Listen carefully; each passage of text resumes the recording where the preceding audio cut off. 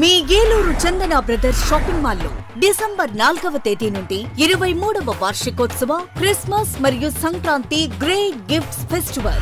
ప్రతి 1499 రూపాయలు పైబడిన వస్త్రాల కొనుగోలుపై విలువైన ఉచిత బహుమతులు, వార్షికోత్సవ వరాల జల్లు, అద్భుతమైన స్పాట్ గిఫ్ట్లతో ఆనందాల వెల్లువ. ప్రతి ఒక్కరూ విజేతే. అన్ని రకాల వస్త్రాలు ఆఫర్లలోనే.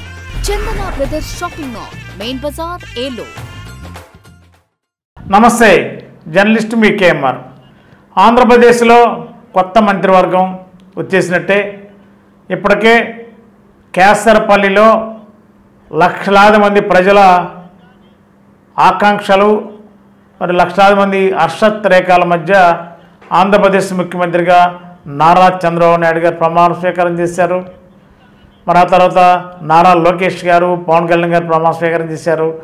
24 మంది మంత్రులు ఇప్పుడు మళ్ళా కంటిన్యూగా ప్రమాణ చేస్తున్న వాళ్ళలో కొల్లూరు రవీంద్ర గారు మచిలీపట్నం అసెంబ్లీ నుండి గెలుపొందారు. 2014లో మచిలీపట్నంలోనే ఎమ్మెల్యేగా గెలిచి రాష్ట్ర మంత్రి అయ్యారు.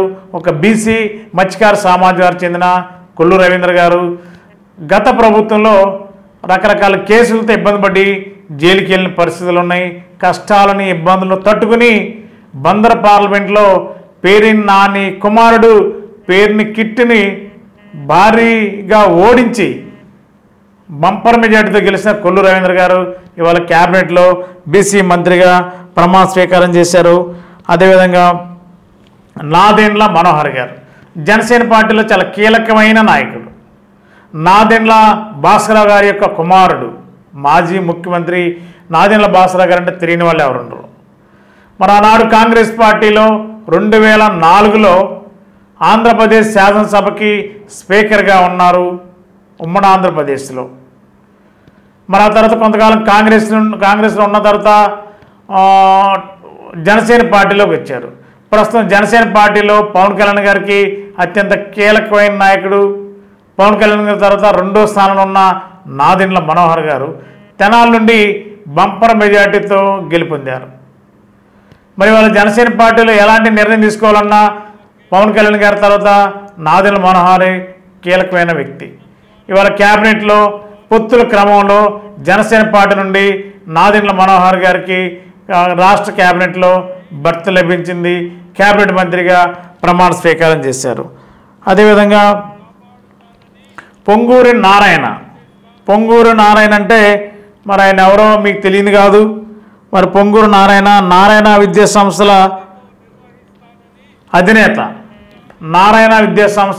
అధినేత, పొంగూరి నారాయణ గారు. మరి ఆయన గతంలో 2014లో మున్సిపల్ శాఖ మంత్రి పనిచేశారు. మరి అమరావతి రాజధాని అభివృద్ధి విషయంలో మరి ఆ శాఖ మంత్రిగా అనేక కార్యక్రమాలు, అమరావతిలో ల్యాండ్ ఎక్విజిషన్ సంబంధించిన కానీ అనేక వాటిల్లో కీలక పాత్ర పోషించారు.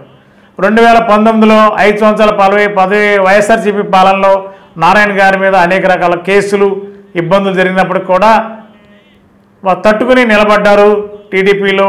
మరి వాళ్ళ టీడీపీ కూటమి అభ్యర్థిగా గెలిచారు. ఇవాళ క్యాబినెట్లో చోటు లభించింది.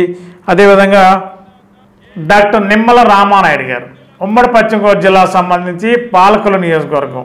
మరి ఆయన సీనియర్ నాయకుడు, ఒక డాక్టరేట్, పిహెచ్డి చేసిన డాక్టరేట్. 2014లో, 2019లో, ఇప్పుడు 2024లో వరుసగా హ్యాట్రిక్ సాధించారు పాలకొల్లులో.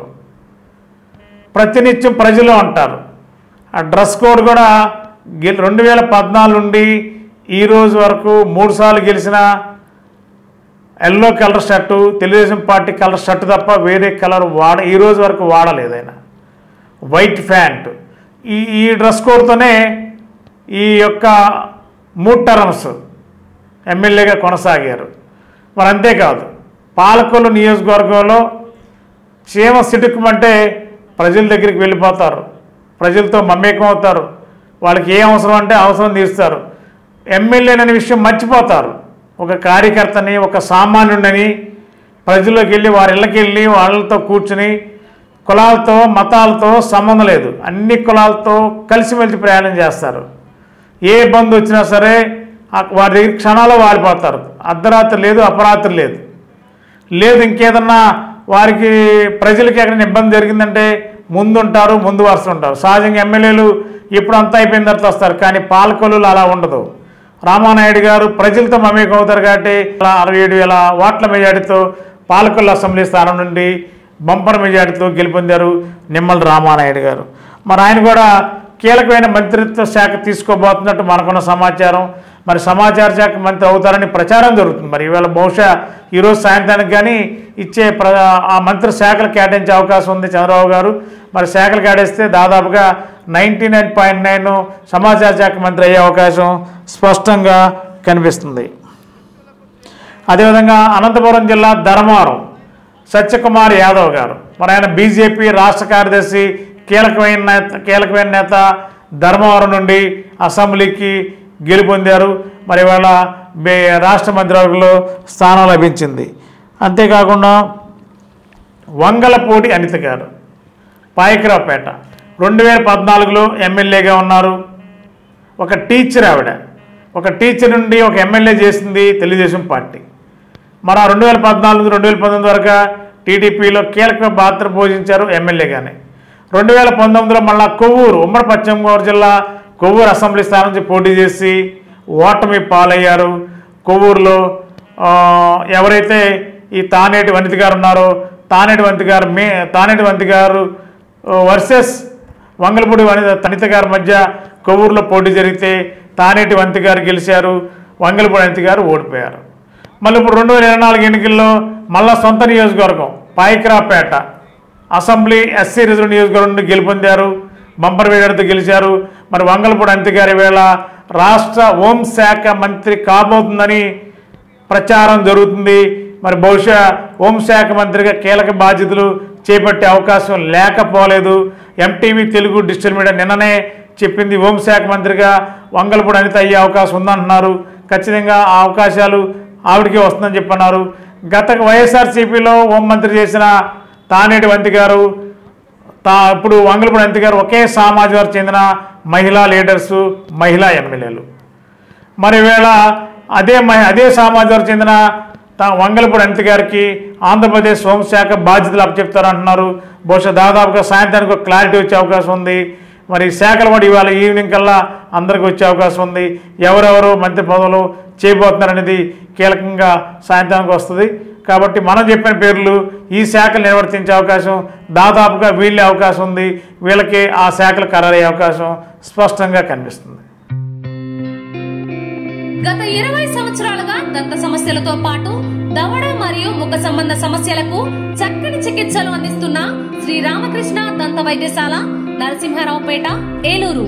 ఎమర్జెన్సీస్ లో వాడే ఆక్సిజన్ కాన్సంట్రేటర్లతో పాటు air purifier, UV light steriliser, ULV fogger వంటి పరికరాల ద్వారా పరిశుభ్రమైన వాతావరణంలో చికిత్స అందించబడుచున్నది.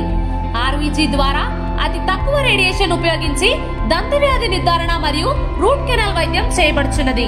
డెంటల్ లేజర్ ద్వారా కుట్లు లేకుండా సర్జరీలు, ఇంప్లాంట్స్ కిట్స్ ద్వారా పళ్ళు లేని వారికి ఫిక్స్డ్ దంతాలు, రూట్ కెనాల్ చికిత్సలకు ఎండో మోటార్ వంటి ఆధునిక పరికరాలు కలిగిన నమ్మకమైన డెంటల్ క్లినిక్.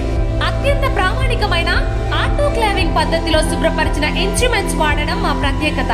దంత సమస్యలకు చికిత్సతో పాటు విరిగిన దవడ మరియు ముఖ ఎముకలకు చికిత్స, ఎత్తు మరియు వంకర దవడలకు కాస్మెటిక్ సర్జరీ, యాక్సిలోఫేషియల్ వంటి చికిత్సలకు చిరునామా శ్రీ రామకృష్ణ దంత వైద్యశాల, వేములపల్లి రెసిడెన్సీ అపార్ట్మెంట్,